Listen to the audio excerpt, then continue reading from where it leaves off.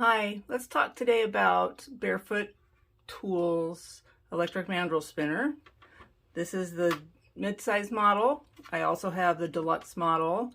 There's also a standard model that doesn't have the range of mandrel holders as the mid-size and the deluxe, and it also has a smaller motor, so it doesn't have the torque that you need when you're using the spinner. So I would always recommend the mid-size model. It has the same motor as the deluxe model, so it can handle larger beads and a lot of glass, and it's just a fantastic model. It has a really nice feel in your hand. The deluxe model is much larger. It works great. It has more opportunities to do larger mandrels. I use this one for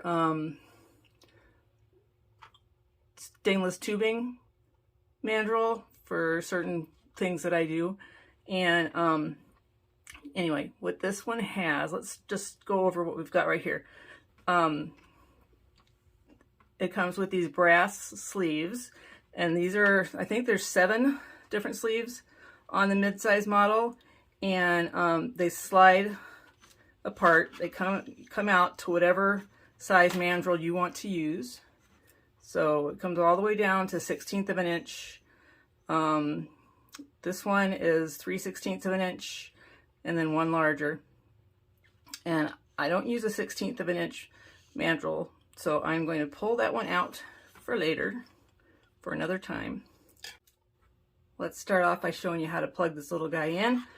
This is what you have to plug, and you just put it right into the holes, slide it right in, and there you're ready to go. So let's look at the box. The power box, this has high and low, forward and reverse. The rheostat will give you a high and low range of each speed, and it's pretty slick.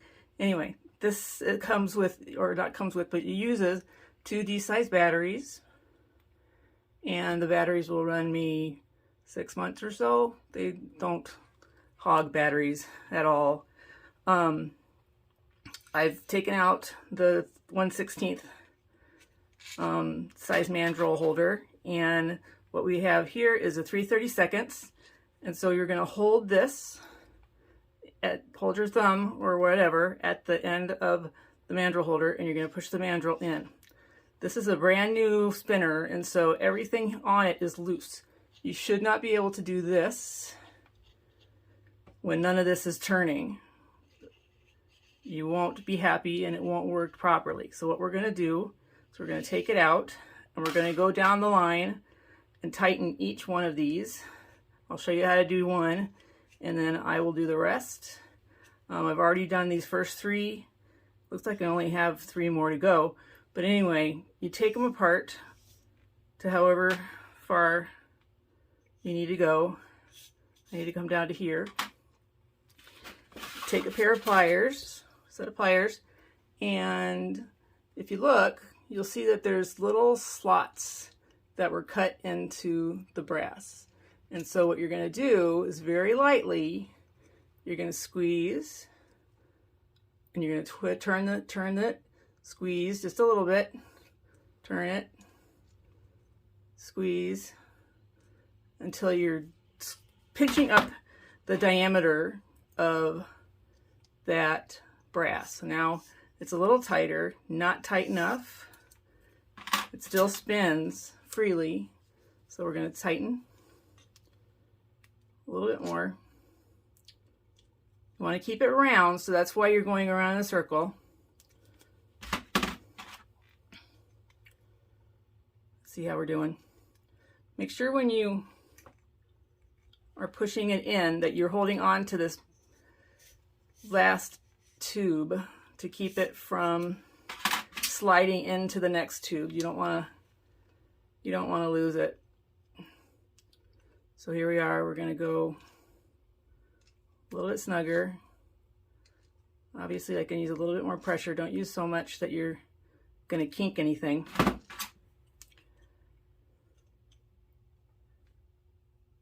Definitely tell it's a little tighter now. So yeah, this is good.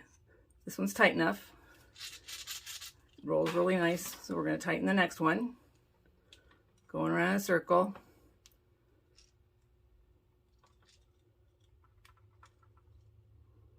Going across. I think we're probably good. Let's slide in our next size. Remember, hold on to this last one. I might have over tightened. Let's see if we can get in there. Over tightened. So take a mandrel and just open it up a little bit.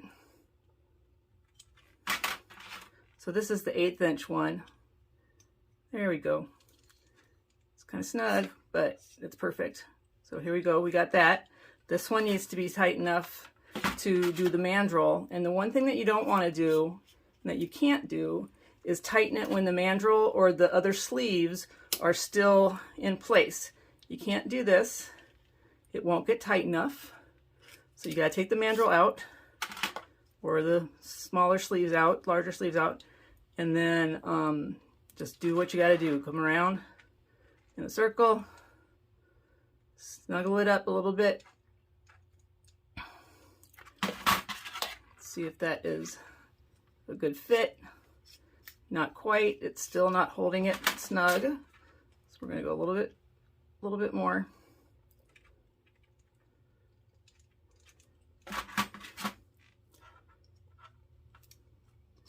That is pretty good. The one way to tell if you're tight enough is to turn on your spinner and hold on to the mandrel. And if these continue to move, see, and they're very slowly moving, so I'm not quite tight enough. If they move on you, then they're not tight enough. So we're just gonna tighten this up a little bit more.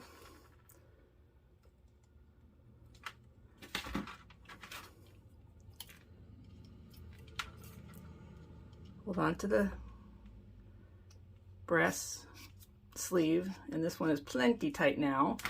Let's spin it and see what it does. I want to go a little faster. So yeah, we're good.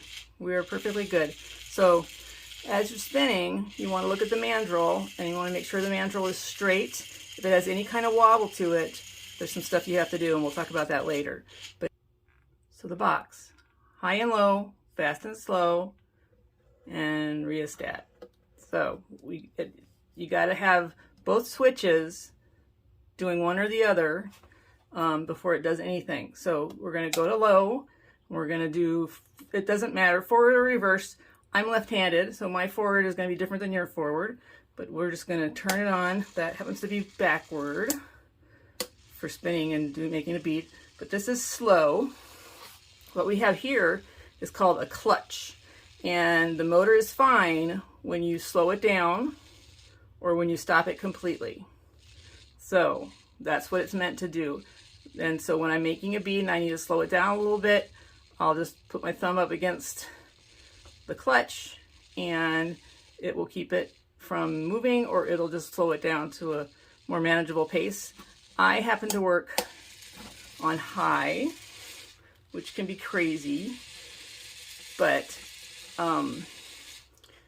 it's manageable because you can slow it down with your thumb, you can let it go, you can completely stop it. It's pretty slick and it's a very great tool.